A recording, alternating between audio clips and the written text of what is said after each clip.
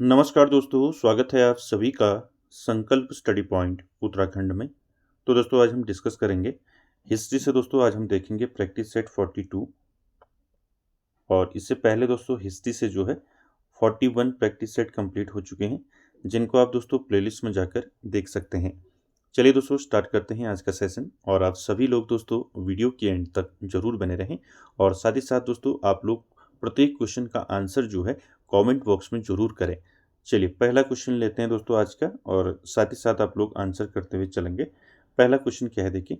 पहला है दोस्तों, फारसी यात्री अब्दुल रज्जाक किसके राज्यकाल में भारत आया था? ऑप्शन देखिए, देवराय प्रथम, देवराय द्वितीय, हरिहर द्वितीय या फिर विरूपाक्ष द्वितीय।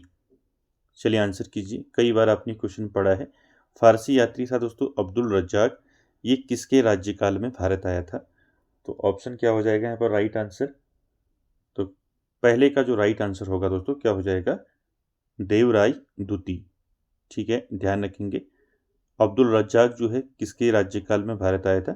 देवराय द्वितीय के राज्यकाल में भारत आया था। ठीक है, साथ ही साथ दोस्तों आपको अब्दुल रज्जाक से याद रखना है। अब्दुल रज्जाक जो है क्या था? एक फारसी यात्री था।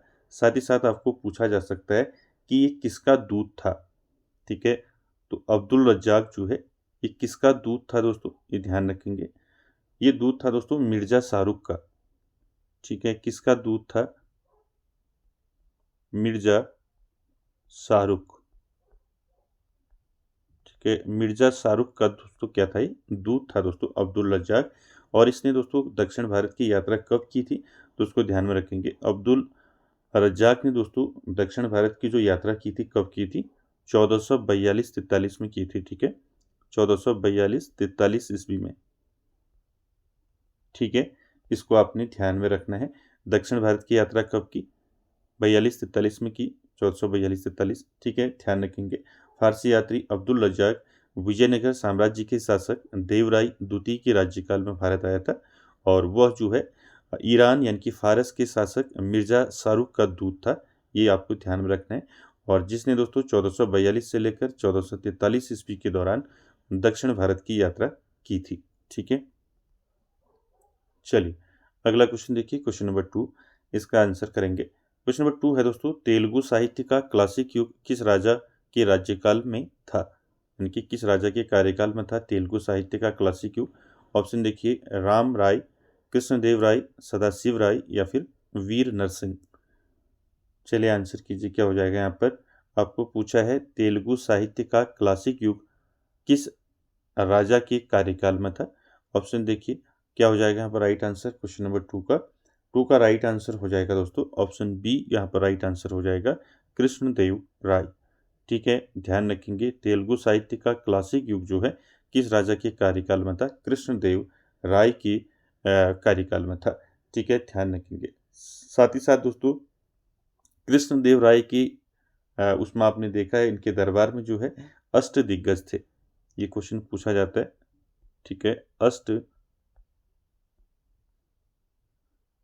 अष्ट दिग्गज। ठीक है, ध्यान रखेंगे। आपको पूछ लिया जाएगा किसके दरबार में जो है अष्ट दिग्गज थे। तो ध्यान रखेंगे किसके दरबार में थे? कृष्णदेव राय के दरबार में थे दोस्तों अष्ट दिग्गज। ठीक है, अष्ट दिग्गज में क्या था दोस्तों? यहाँ इसमें जो है 8 तेलुगु कवि थे। इसमें क्या थे? 8। ठीक है, तेलुगु कवि। ठीक है, 8 तेलुगु कवियों का दोस्तों समूह था ये, जिसे अष्ट दिग्गज कहा जाता था। तो ध्यान रखेंगे, इंपॉर्टेंट है, ये पूछा जाता है। ठीक, साथ ही साथ दोस्तों उनके शासनकाल में यानी कि कृष्णदेव राय के शासनकाल में तेलुगु साहित्य में प्रबंध शैली का जो है दोस्तों काफ़ी जो है चरमोत्कर्ष देखा गया। और इसीलिए दोस्तों इनको क्या कहा जाता है? आंध्र भोज भी कहा जाता है कृष्णदेव राय को। ठीक है, तो ध्यान में रखेंगे। आपको पूछ लिया जाएगा आंध्र भोज किसे कहा जाता है। ठीक है, तो आंध्र भोज दोस्तों किसको कहा जाता है? कृष्णदेव राय को कहा जाता है, क्योंकि इनके शासनकाल में तेलुगु साहित्य में प्रबंध शैली का चरमोत्कर्ष देखा गया। ठीक है, चलिए अगला क्वेश्चन देखिए, क्वेश्चन नंबर 3। इसका आंसर करेंगे। क्वेश्चन नंबर 3 है दोस्तों, सिरे अकबर फारसी अनुवाद है। तो किसका फारसी अनुवाद है? उपनिषदों का, रामायण का, महाभारत का या फिर वेदों का? तो सिरे अकबर जो है दोस्तों ये फारसी अनुवाद है। तो किसका फारसी अनुवाद है आपको बताना है। तो 3 का दोस्तों क्या हो जाएगा राइट आंसर। साथ ही साथ दोस्तों आप लोग जो है प्रत्येक क्वेश्चन का आंसर जरूर कमेंट करें। तो यहाँ पर 3 का राइट आंसर हो जाएगा दोस्तों, ये उपनिषदों का फारसी भाषा में किया गया अनुवाद है सिरे अकबर। ठीक है, तो ध्यान रखेंगे ऑप्शन ए यहाँ पर राइट आंसर हो जाएगा। ठीक है, तो सिरे अकबर जो है 52 उपनिषदों का फारसी भाषा में किया गया अनुवाद है दोस्तों। इस अनुवाद का श्रेय किसको जाता है आपको पूछ लिया जाएगा। तो इसका श्रेय जो जाता है किसको जाता है, इसका श्रेय जाता है किसको, दारा सिकुह को। ठीक है, दारा सिकुह। अब बताइए दारा सिकुह कौन था। ठीक है, तो दारा सिकुह को दोस्तों इसका अनुवाद का श्रेय जाता है, इसको ध्यान में रखेंगे। ठीक है, दारा सिकुह कौन था दोस्तों, शाहजहां का पुत्र था दोस्तों। ठीक है, किसका पुत्र था दारा सिकुह, शाहजहां का पुत्र था, ज्येष्ठ पुत्र था। ठीक है, इसको ध्यान में रखेंगे। और दारा सिकुह दोस्तों स्वयं क्या था, एक महान विद्वान था। ठीक है, इसको ध्यान में रखेंगे। अगला क्वेश्चन देखिए, क्वेश्चन नंबर 4 का आंसर करेंगे दोस्तों। क्वेश्चन नंबर 4 है, अकबर द्वारा प्रारंभ किए गए मुद्रा संबंधी सुधार के पश्चात राजकीय टकसाल का वैधानिक अध्यक्ष किसे बनाया गया। ऑप्शन देखिए, ख्वाजा अब्दुल समद, टोडरमल, राजा मान सिंह या फिर अब्दुल रहीम खाने खाना। चलिए आंसर कीजिए, 4 का क्या हो जाएगा आपको बताना है। अकबर द्वारा प्रारंभ किए गए मुद्रा संबंधी सुधार के पश्चात राजकीय टकसाल का वैधानिक अध्यक्ष किसे बनाया गया। तो आपको सीधे ऐसे समझना है कि अकबर के शासनकाल में राजकीय टकसाल का वैधानिक अध्यक्ष कौन होता था। ठीक, तो राइट आंसर क्या हो जाएगा, तो वैधानिक अध्यक्ष कौन था राजकीय टकसाल का अकबर के शासनकाल में। तो 4 का दोस्तों यहाँ पर राइट आंसर क्या हो जाएगा, 4 का राइट आंसर हो जाएगा, क्या हो जाएगा, ख्वाजा अब्दुल समद। ठीक है, तो यहाँ पर ऑप्शन ए जो है इसका राइट आंसर हो जाएगा। ध्यान रखेंगे, अकबर द्वारा मुद्रा सुधारों के पश्चात राजकीय टकसाल का वैधानिक अध्यक्ष जो है प्रसिद्ध चित्रकार ख्वाजा अब्दुल समद को बनाया गया था।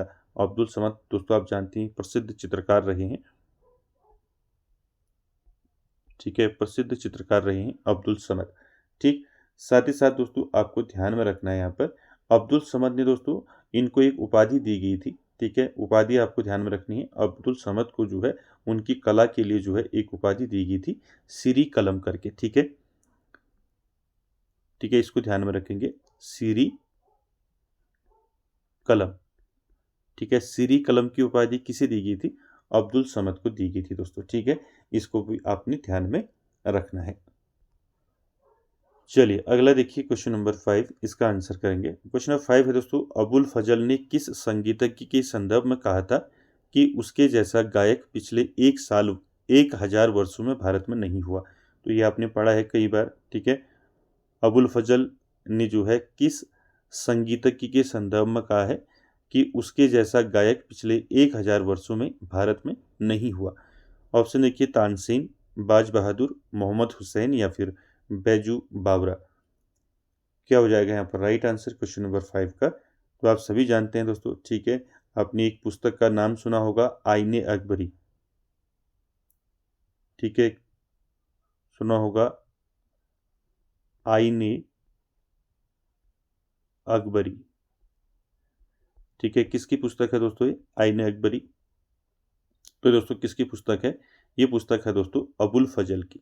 ठीक है, ध्यान रखेंगे इसको। अबुल फजल ने अपनी पुस्तक आईने अकबरी में दोस्तों तानसेन के संदर्भ में कहा है। ठीक है, किसके संदर्भ में कहा है, तानसेन के संदर्भ में कहा है कि उनके जैसा गायक पिछले 1000 वर्षों में भारत में नहीं हुआ। ठीक है, तो ऑप्शन यहाँ पर आपका राइट आंसर क्या हो जाएगा, ऑप्शन ए जो है यहाँ पर राइट आंसर हो जाएगा। ठीक है, ध्यान रखेंगे। ठीक, तानसेन का वास्तविक नाम आपको पूछा जाता है, तो तानसेन का वास्तविक नाम क्या था दोस्तों, राम तनु पांडे। ठीक है, पूछा जाता है, तो ध्यान में रखेंगे इनका जो वास्तविक नाम था। ठीक है, इनका वास्तविक नाम क्या था तानसेन का, राम तनु पांडे। ठीक है, राम तनु, ठीक है, राम तनु पांडे जो है इनका वास्तविक नाम था दोस्तों तानसेन का। इसको भी आपने ध्यान में रखना है। ठीक है, साथ ही साथ दोस्तों तानसेन जो है ये कहाँ के निवासी थे, ये भी आपको पूछ लिया जाएगा। ठीक है, तो तानसेन दोस्तों ये कहाँ के निवासी थे, ये ग्वालियर के निवासी थे दोस्तों। ठीक है, कहाँ के निवासी थे, ग्वालियर के निवासी थे दोस्तों, ये भी आपको ध्यान में रखना है। और जो बाद में आप जानती हैं, बाद में ये क्या हुए, अकबर के नवरत्नों में शामिल हो गए थे। ठीक, इसको ध्यान में रखें। अगला क्वेश्चन देखिए, क्वेश्चन नंबर 6, इसका आंसर करेंगे। क्वेश्चन नंबर 6 है दोस्तों, लोगों में लोकप्रिय नाम मुजद्दिद से जाना जाने वाला सूफी संत था। आपको बताना है लोगों में मुजद्दिद यानी कि धर्म का सुधारक कहने का मतलब, इसका अर्थ क्या होता है? ठीक है, मुजद्दिद का मतलब होता है धर्म का सुधारक। ठीक है, धर्म का सुधारक। अब यहाँ पर आपको बताना है कि धर्म का सुधारक से जाना जाने वाला जो है सूफी संत कौन था। ऑप्शन देखिए, शेख बहाउद्दीन जकारिया, शेख नासिरुद्दीन चिराग दिल्ली, शेख अहमद सरहिंदी या फिर शेख सरफुद्दीन याहिया। तो यहाँ पर राइट आंसर क्या हो जाएगा? चलिए आंसर कीजिए इसका। लोगों में मुजद्दिद के नाम से लोकप्रिय सूफी संत थे दोस्तों शेख अहमद सरहिंदी। ठीक है, ऑप्शन यहाँ पर सी आपका राइट आंसर हो जाएगा। ठीक है, ध्यान रखेंगे लोगों में मुजद्दिद यानी कि धर्म का सुधारक के नाम से लोकप्रिय सूफी संत थे दोस्तों शेख अहमद सरहिंदी थे। ठीक है, और उन्होंने अकबर की उदारवादी धार्मिक नीति जो थी दीन इलाही, आपको पूछ लिया जाएगा दीन इलाही का विरोध किसने किया था, तो ये ध्यान रखेंगे दीन इलाही धर्म का विरोध किया था दोस्तों शेख अहमद सरहिंदी ने। ठीक है, ध्यान रखेंगे इसको। और सरहिंदी ने दोस्तों एक सिद्धांत दिया था जिसके लिए इनको जाना जाता है, तो ध्यान रखेंगे सरहिंदी ने कौन सा सिद्धांत दिया था? प्रत्यक्षवाद का। ठीक है, कौन सा सिद्धांत दिया था? प्रत्यक्षवाद। ठीक है, आपको पूछ लिया जाएगा तो ध्यान में रखेंगे। इन्होंने प्रत्यक्षवाद के सिद्धांत का प्रतिपादन किया जो सूफी दर्शन में दोस्तों महत्वपूर्ण स्थान रखता है। ठीक है, अगला क्वेश्चन देखेंगे, क्वेश्चन नंबर 7, इसका आंसर करेंगे। क्वेश्चन नंबर 7 है दोस्तों, 16वीं एवं 17वीं शताब्दी के मध्य वह क्षेत्र जो विश्व का सर्वाधिक मलबरी रेशम उत्पादक क्षेत्र बना। यहाँ पर उत्पादक होगा। ठीक, ठीक है, उत्पादक। तो यहाँ पर आपको बताना है 16वीं 17वीं शताब्दी के मध्य जो है कौन सा वह क्षेत्र था जो विश्व का सर्वाधिक मलबरी रेशम उत्पादक क्षेत्र बना। ऑप्शन देखिए, बंगाल, मैसूर, कश्मीर, अहमदाबाद। चलिए आंसर कीजिए, क्या हो जाएगा यहाँ पर राइट आंसर क्वेश्चन नंबर 7 का। तो दोस्तों 7 का यहाँ पर राइट आंसर हो जाएगा दोस्तों, वह क्षेत्र था दोस्तों मध्य बंगाल का क्षेत्र।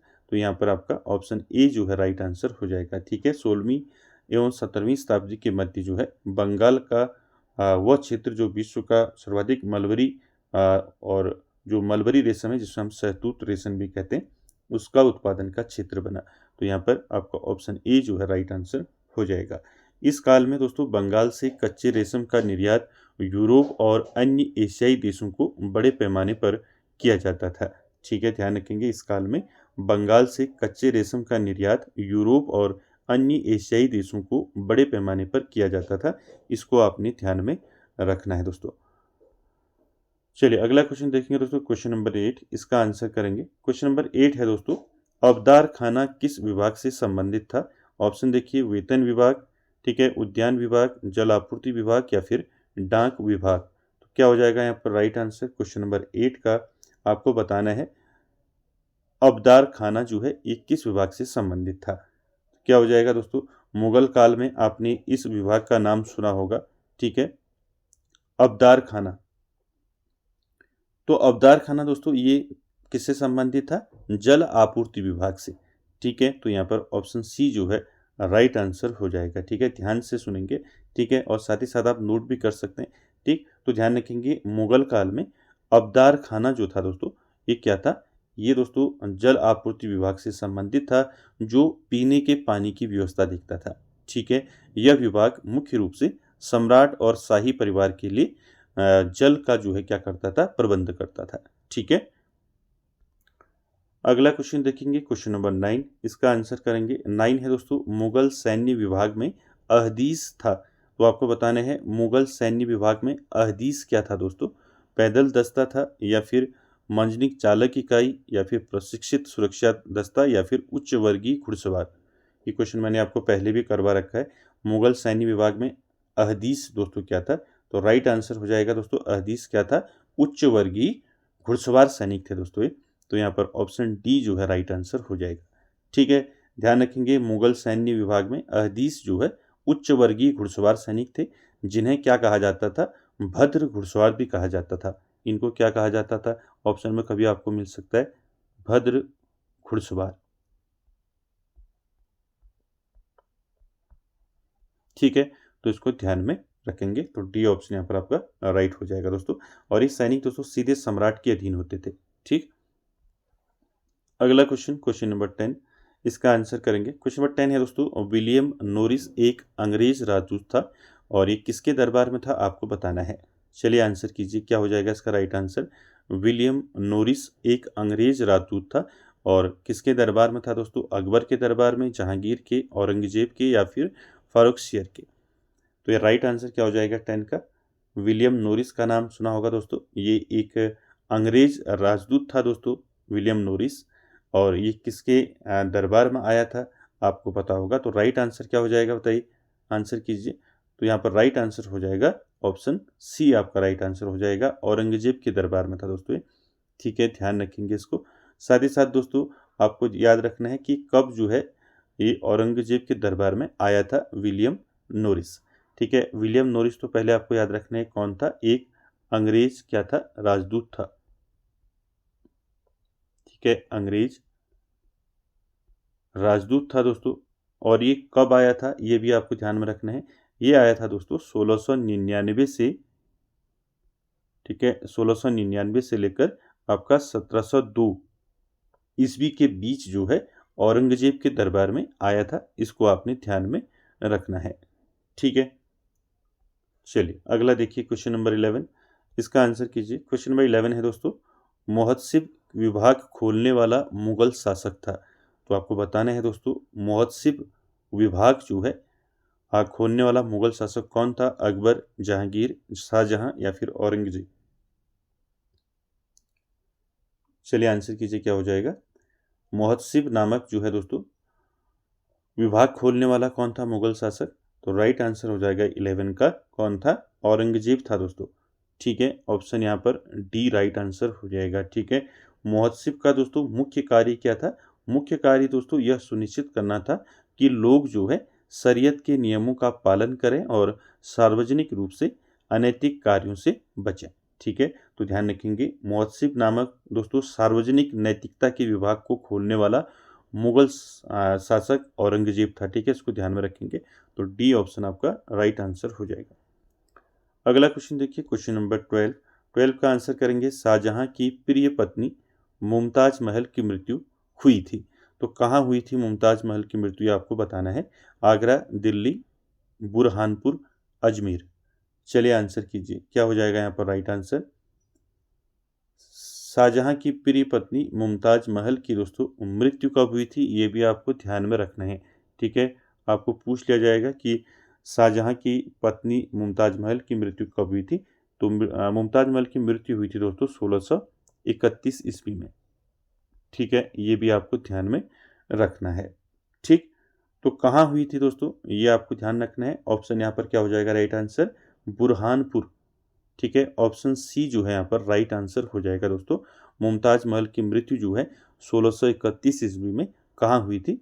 बुरहानपुर में हुई थी। बुरहानपुर दोस्तों वर्तमान का मध्य प्रदेश, मध्य प्रदेश में पड़ता है। ठीक है, बुरहानपुर। ठीक, इसको ध्यान में रखेंगे। साथ ही साथ दोस्तों आप सभी जानते हैं बाद में फिर उनके अवशेषों को जो है फिर कहाँ लाया गया? आगरा लाया गया। ठीक, चलिए अगला क्वेश्चन देखिए, क्वेश्चन नंबर 13, 13 का आंसर करना है दोस्तों। ठीक है, 13 है, रजनामा फारसी अनुवाद है। ये किसका फारसी अनुवाद है? आप जानती हैं, पंचतंत्र, रामायण, महाभारत या फिर इनमें से कोई नहीं? तो राइट आंसर क्या हो जाएगा दोस्तों? ये आपने पढ़ा ही है, तो राइट आंसर हो जाएगा आपका, क्या हो जाएगा यहाँ पर? महाभारत। ठीक है, महाभारत का फारसी अनुवाद है दोस्तों रजनामा। ठीक है, ध्यान रखेंगे। अगला क्वेश्चन देखिए, क्वेश्चन नंबर 14, 14 का आंसर करेंगे दोस्तों। 14 नंबर है, सर विलियम जोन्स ने एशियाटिक सोसाइटी ऑफ बंगाल की स्थापना कब की? मोस्ट इंपॉर्टेंट है। ठीक है, आपको ध्यान में रखना है। एशियाटिक सोसाइटी ऑफ बंगाल की स्थापना किसने की थी, ये भी पूछा जा सकता है। तो आंसर हो जाएगा सर विलियम जोन्स ने दोस्तों एशियाटिक सोसाइटी ऑफ बंगाल की स्थापना की थी। कब की थी, आपको पूछा गया है। चलिए आंसर कीजिए, क्या हो जाएगा? 1775, 1776, 1777 या फिर 1784। तो यहाँ पर राइट आंसर क्या हो जाएगा 14 का? तो यहाँ पर राइट आंसर हो जाएगा दोस्तों, आप जानती हैं 1784 ईस्वी में। ठीक है, ध्यान रखेंगे। एशियाटिक सोसाइटी ऑफ बंगाल की स्थापना सर विलियम जोन्स ने कब की थी? 1784 ईस्वी में की थी। अगर आपको डे पूछा जाएगा, मंथ पूछा जाएगा, तो ध्यान रखेंगे डे। ठीक है, 15 जनवरी। ठीक है, 15 जनवरी 1784 ईस्वी में दोस्तों एशियाटिक सोसाइटी ऑफ बंगाल की स्थापना की। ठीक है, किसने की? सर विलियम जोन्स ने।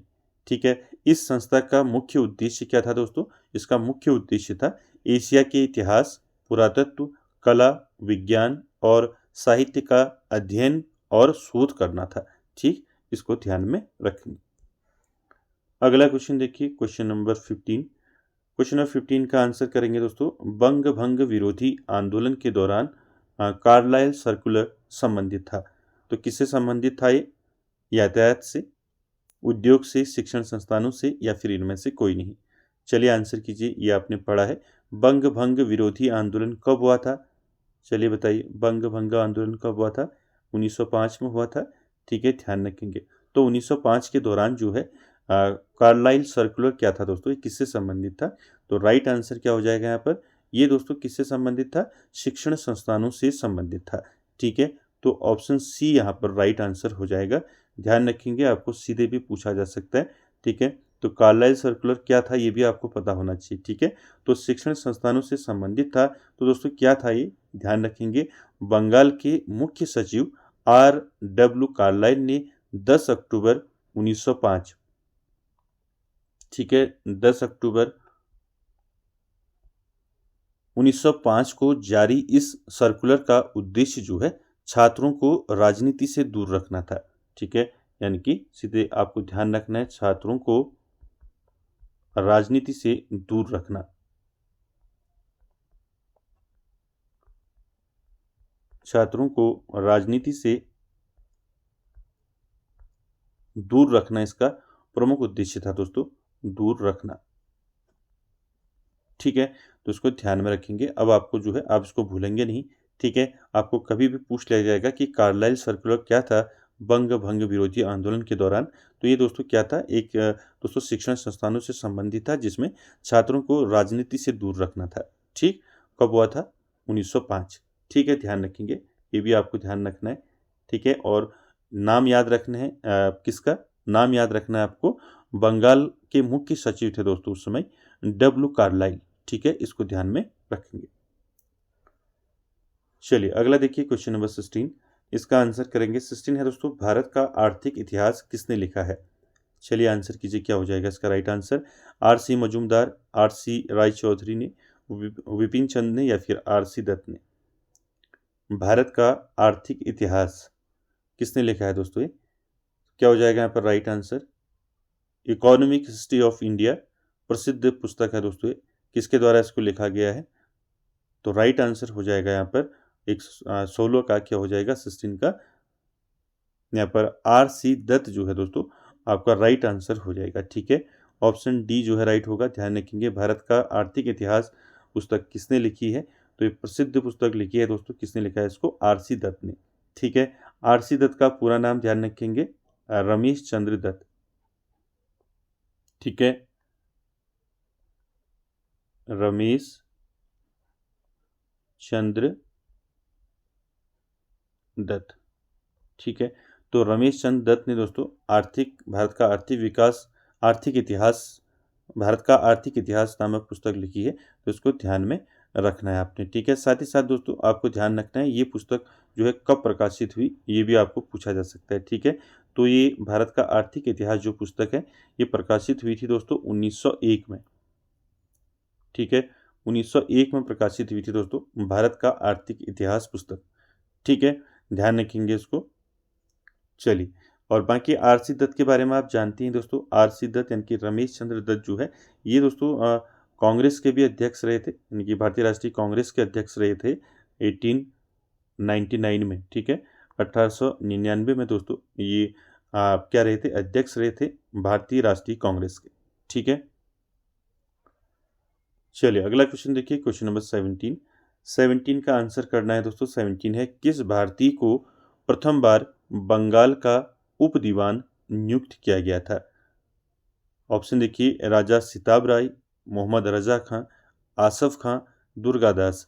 चलिए आंसर कीजिए, किस भारतीय को प्रथम बार जो है बंगाल का उप दीवान नियुक्त किया गया था? चलिए 17 का राइट आंसर क्या हो जाएगा?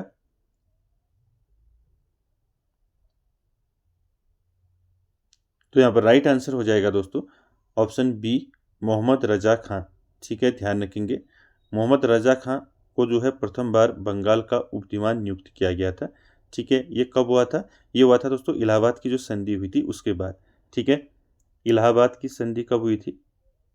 चलिए आंसर कीजिए, कब हुई थी इलाहाबाद की संधि?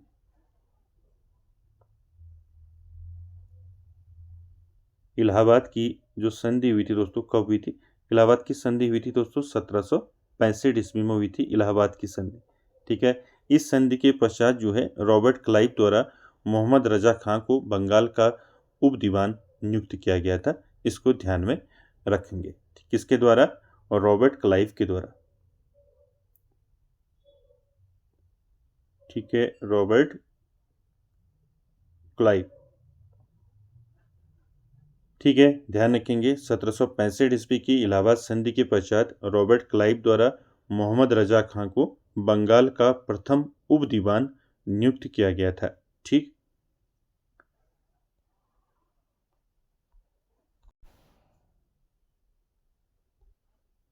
चलिए क्वेश्चन नंबर 18 का आंसर करेंगे। क्वेश्चन नंबर 18 है दोस्तों, एलिफसन कहाँ का गवर्नर था? चलिए आंसर कीजिए, कहाँ का गवर्नर था दोस्तों एलिफसन? बम्बई का, हुगली का, ठीक है, या मद्रास का, या फिर अवध का? एलिफंस्टन दोस्तों ये गवर्नर था, कहाँ का गवर्नर था? ये था दोस्तों आपका बम्बई का गवर्नर, ठीक है। तो ऑप्शन ए यहाँ पर राइट आंसर हो जाएगा। बम्बई प्रेसिडेंसी का गवर्नर था दोस्तों। कब से कब तक ये गवर्नर रहा, ये भी आपको ध्यान में रखना है। 1819 से लेकर 1827 तक दोस्तों ये क्या रहा था, गवर्नर रहा था, ठीक है। इसका पूरा नाम है दोस्तों माउंट स्टुअर्ट एलिफसन, ठीक है, इसको ध्यान में रखेंगे, ठीक। साथ ही साथ दोस्तों इसने एक ग्रंथ की रचना की थी, महत्वपूर्ण पुस्तक, ठीक है। आपको याद होगा अगर आपने पढ़ा है तो, एलिफसन की एक पुस्तक है जिसका नाम है हिस्ट्री ऑफ इंडिया, ठीक है, हिस्ट्री ऑफ इंडिया। आपको पूछ लिया जाएगा हिस्ट्री ऑफ इंडिया पुस्तक किसने लिखी है, ठीक है, तो इसको ध्यान में रखेंगे। ये महत्वपूर्ण पुस्तक लिखी दोस्तों किसने? एलिफसन ने, ठीक है। एलिफसन दोस्तों ये एक क्या था, प्रसिद्ध इतिहासकार था, इसको भी आपको ध्यान में रखना है। चलिए अगला क्वेश्चन देखिए, क्वेश्चन नंबर 19, इसका आंसर करेंगे। क्वेश्चन नंबर 19 है दोस्तों, पोस्ट ऑफिस एक्ट अधिनियम कब पारित किया गया था? चलिए आंसर कीजिए, पोस्ट ऑफिस अधिनियम कब पारित किया गया था? 1852 ईस्वी में, 1853 ईस्वी में, 54 में, या फिर 55 में? चलिए क्या हो जाएगा यहाँ पर राइट आंसर? भारत में पोस्ट ऑफिस एक्ट या अधिनियम दोस्तों कब जो है पारित किया गया था इसको? तो इसका राइट आंसर हो जाएगा आपका, क्या हो जाएगा? 1854 ईस्वी में पारित हुआ था। तो यहाँ पर ऑप्शन सी जो है आपका राइट आंसर हो जाएगा। ध्यान रखेंगे दोस्तों, भारत में पोस्ट ऑफिस एक्ट जो है या पोस्ट ऑफिस अधिनियम जो है 1854 ईस्वी में किसके कार्यकाल के दौरान पारित किया गया था इसको? तो किसका कार्यकाल था उस समय? लॉर्ड डलहौजी का, ठीक है। किसका था? लॉर्ड डलहौजी का था, पूछा जाता है दोस्तों, इसको ध्यान में रखेंगे, ठीक। तो इसको आपने ध्यान रखना है। जो आपका भारत में पोस्ट ऑफिस एक्ट आया तो ये आया 1854 में, 1854 में, और किसका कार्यकाल था उस समय? लॉर्ड डलहौजी का कार्यकाल था, ठीक है। और इस अधिनियम के द्वारा दोस्तों आधुनिक डाक प्रणाली की नींव रखी गई और पूरे देश के लिए जो है पहली बार क्या किया गया था? पहली बार डाक टिकट जो है क्या किया था? प्रारंभ किया था, या डाक टिकट पहली बार जो है जारी किए गए थे, ठीक है, आपको पूछ लिया जाएगा डाक टिकट जो है कब जो है जारी किए गए थे भारत में। तो ध्यान रखेंगे इसी एक्ट के तहत जो है पहली बार जो है डाक टिकट जारी किए गए थे। ठीक, अगला क्वेश्चन नंबर 20 का आंसर करेंगे। 20 है दोस्तों, वित्तीय विकेंद्रीकरण की नीति निम्नलिखित में से किसने प्रारंभ की थी? ऑप्शन देखिए, Lord Clive, Lord Mayo, Lord Ripon या फिर लॉर्ड एमहर्स्ट। तो क्या हो जाएगा यहाँ पर राइट आंसर 20 का? वित्तीय विकेंद्रीकरण की नीति किसने प्रारंभ की थी? तो आप सभी जानते हैं दोस्तों, यहाँ पर राइट आंसर क्या हो जाएगा? भारत में वित्तीय विकेंद्रीकरण की नीति दोस्तों किसके द्वारा प्रारंभ की गई थी? लॉर्ड मेयो के द्वारा। ठीक है, तो ऑप्शन यहाँ पर बी यहाँ पर राइट आंसर हो जाएगा। लॉर्ड मेयो दोस्तों आप जानते हैं इनका कार्यकाल रहा है 1869 से लेकर 1872 तक। ठीक है, इसको आपने ध्यान में रखना है। ठीक है, तो आपको ध्यान रखना है भारत में वित्तीय विकेंद्रीकरण की नीति लॉर्ड मेयो द्वारा 1870 के प्रस्ताव के माध्यम से प्रारंभ की गई थी। प्रस्ताव कब दिया था? 1870। ठीक है, ये भी आपको ध्यान में रखना है। चलिए अगला क्वेश्चन देखिए 21 का आंसर करेंगे। सालबाई की संधि कब संपन्न हुई थी? ये तो आप पढ़ते हुए आ रहे हैं, क्या हो जाएगा इसका राइट आंसर बताइए? सालबाई की संधि, सालबाई की संधि कब हुई थी और किसके बीच हुई थी? ये भी आपको ध्यान में रखना है। तो जो सालबाई की संधि हुई थी दोस्तों किसके बीच हुई थी? मराठों और ईस्ट इंडिया कंपनी के बीच। ठीक है, मराठों और ईस्ट इंडिया, ठीक है, ईस्ट इंडिया कंपनी। ठीक है, शॉर्ट में लिख दिया मैंने। ठीक है, तो ध्यान रखेंगे यहाँ पर मराठों और ईस्ट इंडिया कंपनी के बीच जो है दोस्तों प्रथम आंग्ल मराठा युद्ध जो हुआ था उसकी समाप्ति के पश्चात हुआ था। ठीक है, तो इसको ध्यान में रखेंगे। ठीक, तो सालबाई की जो संधि हुई थी दोस्तों ये कब हुई थी? तो ये हुई थी 1782 में। ठीक है, तो यहाँ पर राइट आंसर ऑप्शन सी हो जाएगा। ठीक है, ध्यान रखेंगे मराठों और ईस्ट इंडिया कंपनी के बीच जो है दोस्तों क्या हुआ था, कौन सा युद्ध हुआ था? तो ये युद्ध हुआ था प्रथम आंग्ल मराठा युद्ध।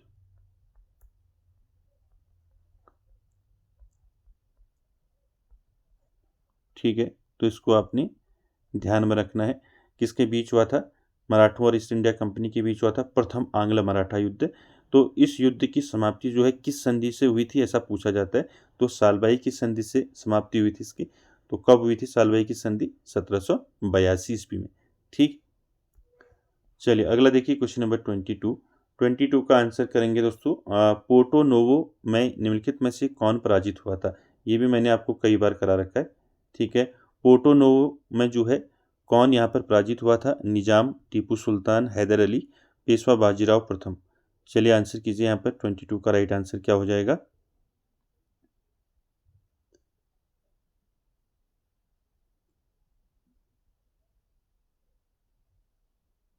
तो यहाँ पर राइट आंसर हो जाएगा दोस्तों 22 का क्या हो जाएगा? ऑप्शन सी यहाँ पर राइट आंसर हो जाएगा, मैसूर के शासक हैदर अली। ठीक है, तो पोर्टानोवा में दोस्तों हैदर अली को किसने पराजित किया था? ये भी आपको ध्यान में रखना है, पूछ लिया जाएगा। ठीक है, इस युद्ध में ब्रिटिश सेना का नेतृत्व किया था दोस्तों सर आयरकूट ने। ठीक है, ध्यान रखेंगे। ठीक, तो यहाँ पर आपको अच्छे से ध्यान रखना है। जो आपने देखा होगा 1781 ईस्वी में द्वितीय आंग्ल मैसूर युद्ध हुआ था, तो उसी के दौरान हुआ था दोस्तों ये पोर्टो नोवा का युद्ध। ठीक है, इसमें मैसूर के शासक हैदर अली की क्या हुई थी? पराजय हुई थी। ठीक है, तो इसको ध्यान में रखना है। इस युद्ध में ब्रिटिश सेना का नेतृत्व किया था सर आयरकूट ने। ठीक है, और जिनने हैदर अली की सैन्य शक्ति को भारी क्षति पहुंचाई थी। ठीक है, तो यहाँ पर ध्यान रखेंगे कि ब्रिटिश सेना का नेतृत्व किसने किया था? ठीक है, ब्रिटिश सेना का नेतृत्व किसने किया था? तो ध्यान रखेंगे सर आयरकूट। ठीक है, सर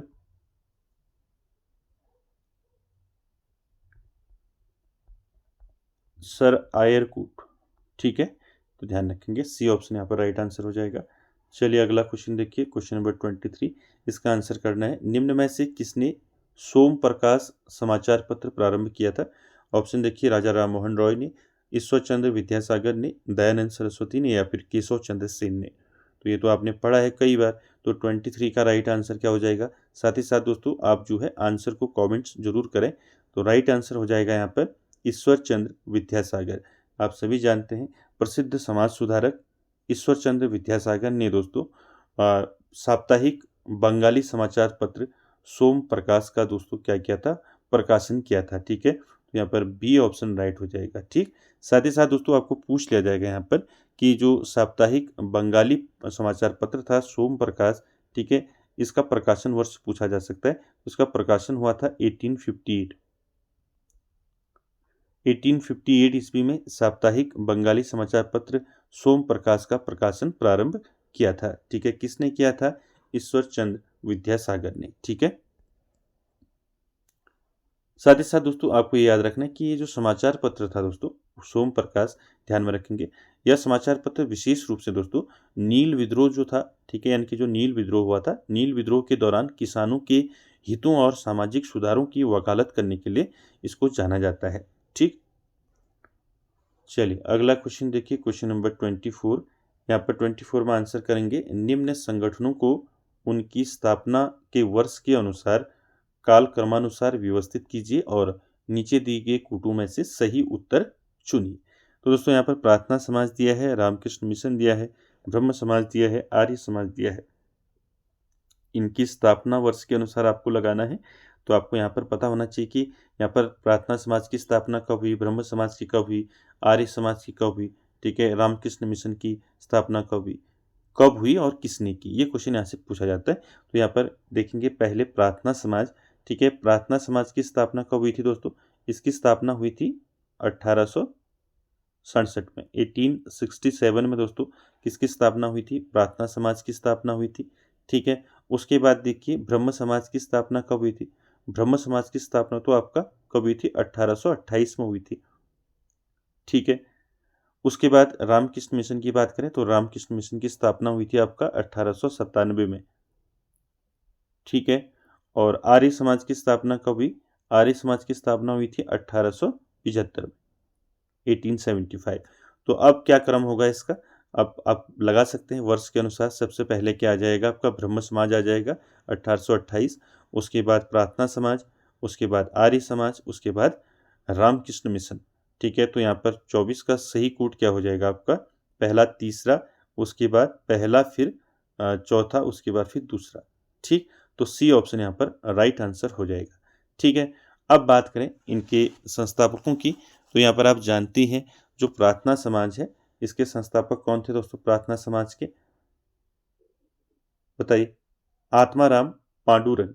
ठीक है, ध्यान रखेंगे प्रार्थना समाज के संस्थापक कौन थे, आपको पूछ लिया जाएगा। तो संस्थापक कौन थे इसके, आत्माराम पांडुरंग। ठीक है, आत्माराम पांडुरंग। ठीक है, आत्माराम पांडुरंग, ध्यान रखेंगे ये प्रार्थना समाज के क्या थे, संस्थापक थे। और ब्रह्म समाज के आप जानती हैं ब्रह्म समाज के संस्थापक कौन थे, तो ब्रह्म समाज के संस्थापक बताइए कौन थे, कमेंट कीजिए ब्रह्म समाज के संस्थापक कौन थे। और रामकृष्ण मिशन के बताइए, ब्रह्म समाज के संस्थापक कौन थे, राजा राम मोहन रॉय हो गए। ठीक है, राजा राम मोहन रॉय, ध्यान रखेंगे। आर्य समाज के कौन थे बताइए, आर्य समाज के थे स्वामी दयानंद सरस्वती हो गए। ठीक है, और रामकृष्ण मिशन के कौन थे, रामकृष्ण मिशन के थे दोस्तों स्वामी विवेकानंद। ठीक है, तो इनके स्थापना वर्ष और इनके संस्थापक दोस्तों आपको ध्यान में रखने हैं। चलिए अगला क्वेश्चन देखिए, क्वेश्चन नंबर 25 है दोस्तों, प्रबुद्ध भारत नामक अंग्रेजी समाचार पत्र प्रकाशित किया गया था। तो आपको बताना है प्रबुद्ध भारत नामक ये अंग्रेजी समाचार पत्र था दोस्तों, इसको किसने प्रकाशित किया था, आर्य समाज द्वारा, रामकृष्ण मिशन द्वारा, थियोसोफिकल सोसाइटी द्वारा, या फिर ब्रह्म समाज द्वारा। चलिए आंसर कीजिए क्या हो जाएगा इसका 25 का।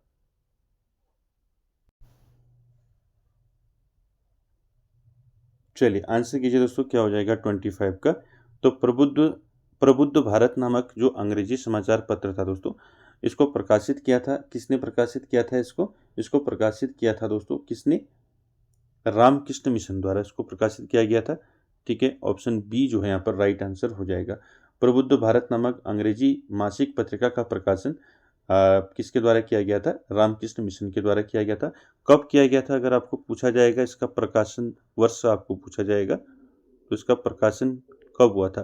तो इसका प्रकाशन वर्ष है दोस्तों 1896, 1896 ईस्वी में दोस्तों रामकृष्ण मिशन के द्वारा इसको क्या गया था? प्रकाशित किया गया था। ठीक, अगला क्वेश्चन देखेंगे, क्वेश्चन नंबर 26 का आंसर करेंगे दोस्तों। 26 है 1857 ईस्वी के विद्रोह के दौरान वीर कुंवर सिंह का संबंध था। तो वीर कुंवर सिंह का संबंध कहाँ से था? अवध से था, बिहार से था, कानपुर से था या फिर लखनऊ से था? चलिए आंसर कीजिए, क्या हो जाएगा यहाँ पर राइट आंसर?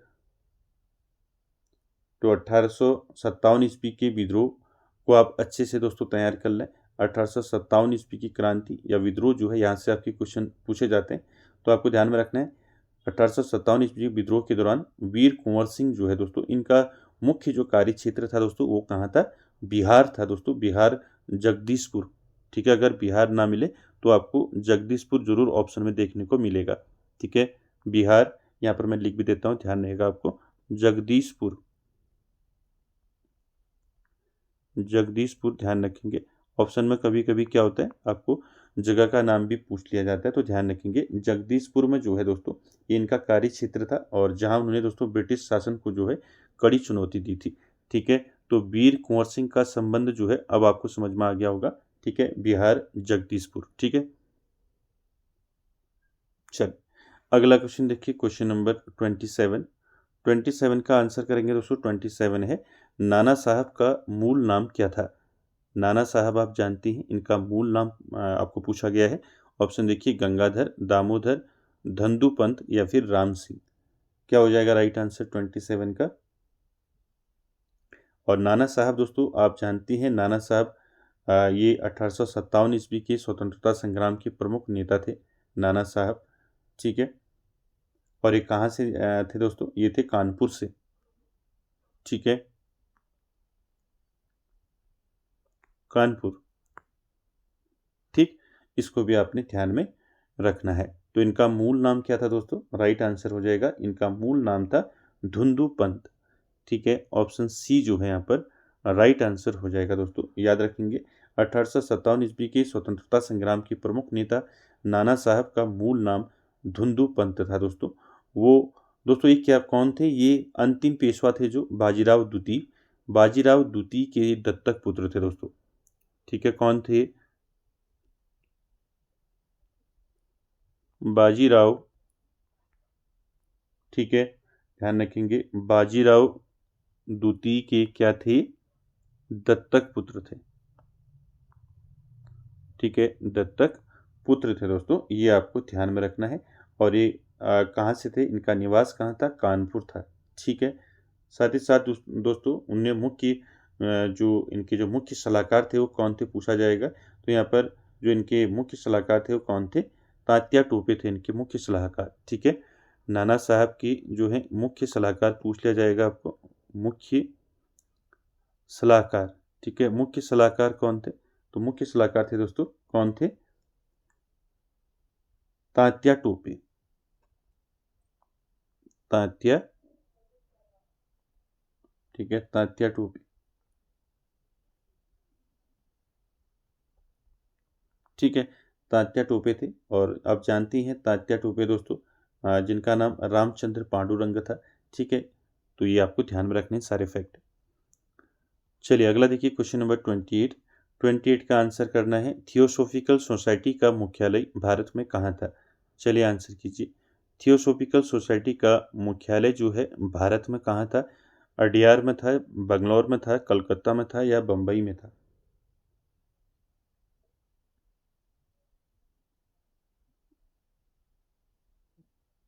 यहाँ पर दो तीन आपको पूछा जाता है, कभी आपको मद्रास मिल जाएगा, कभी आपको चेन्नई मिल जाएगा। ठीक, तो यहाँ पर ध्यान रखना है थियोसॉफिकल सोसाइटी का जो मुख्यालय था दोस्तों वो कहाँ था? मद्रास, चेन्नई के निकट अडियार में स्थापित था। ठीक है, कहाँ था? अडियार में। ठीक है, तो ध्यान रखेंगे ऑप्शन में मद्रास भी मिल सकता है आपको। ठीक है, चेन्नई, ठीक है, चेन्नई।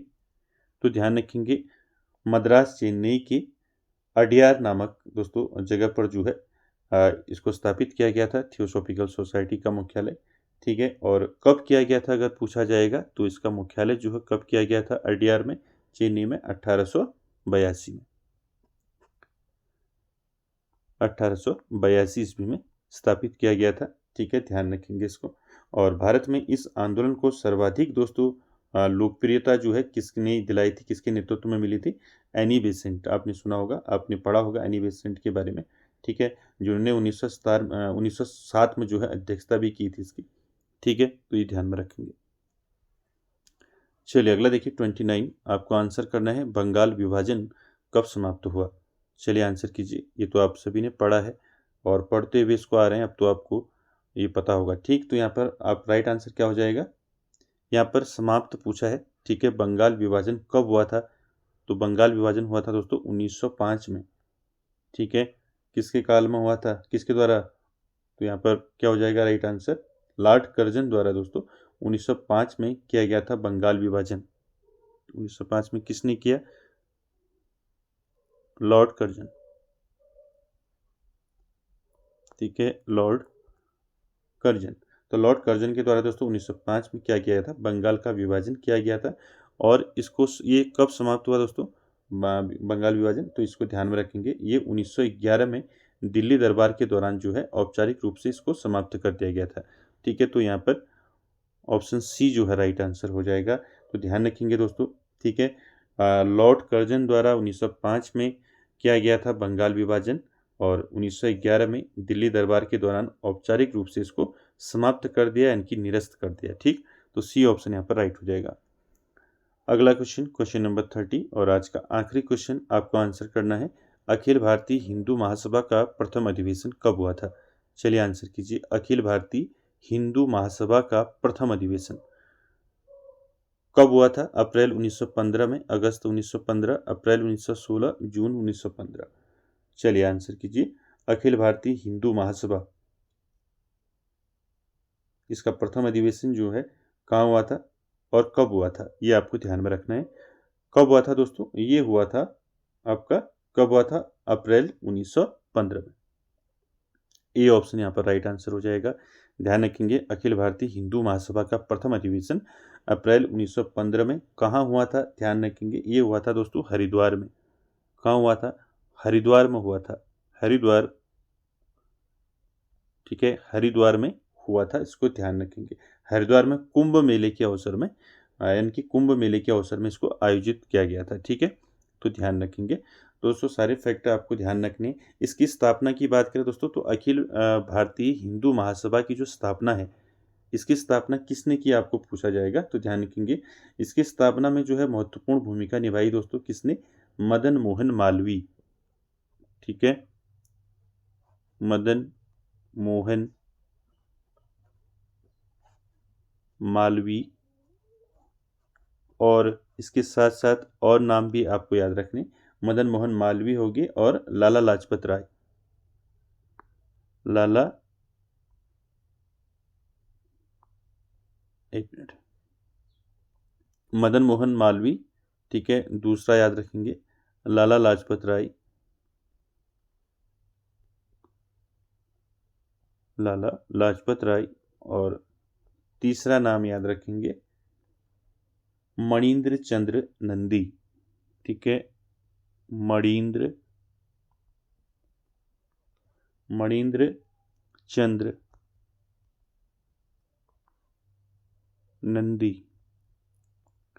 ठीक है। इन तीनों लोगों का दोस्तों इसमें महत्वपूर्ण योगदान था, ठीक है, अखिल भारतीय हिंदू महासभा की स्थापना में। अगर आपको पूछा जाएगा कि अखिल भारतीय हिंदू महासभा की स्थापना किसने की, तो ध्यान रखेंगे इसकी स्थापना में मदन मोहन मालवीय, लाला लाजपत राय और मणिंद्र चंद नंदी जैसे नेताओं की महत्वपूर्ण भूमिका थी, ठीक है। तो दोस्तों सारे फैक्ट आपको ध्यान में रखने हैं। तो दोस्तों आज के सेशन में इतना ही, मिलते हैं नेक्स्ट सेशन में, तब तक के लिए धन्यवाद।